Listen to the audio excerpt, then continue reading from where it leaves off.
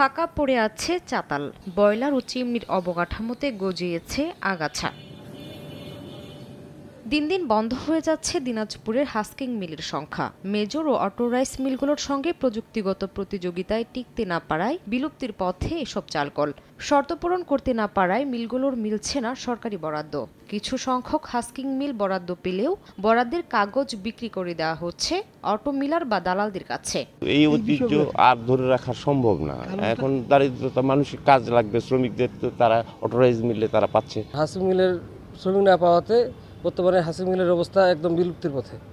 আমরা আশা করি হাস্কিং মিলের দিকে সরকার তাকাবে।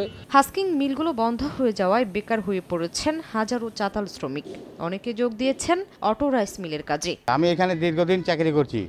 চাকরি করার পরে মিল বন্ধ হয়ে গেল, আর আমাদের এখন চলে না। যান বাঁচার জন্য, পেট বাঁচার জন্য এই ভ্যান চালাচ্ছি এখন আমি। এখন তো হাস্কিং মিল বন্ধ, তার কারণে আমরা এখন খুব সমস্যায় পড়ে আছি।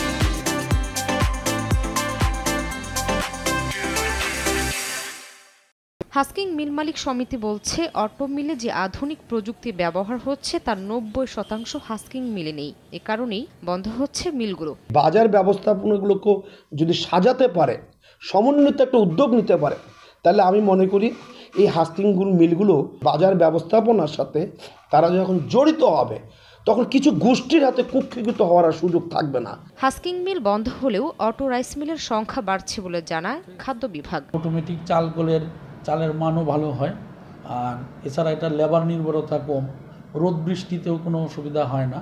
তো এই সুবিধাগুলোর জন্য অটোমেটিক চাল কলের সংখ্যা বাড়ছে। খাদ্য বিভাগের তথ্য মতে দিনাজপুরে 1200 হাস্কিং মিল ও 3 শতাধিক অটো রাইস মিল রয়েছে। সময় সংবাদ, দিনাজপুর।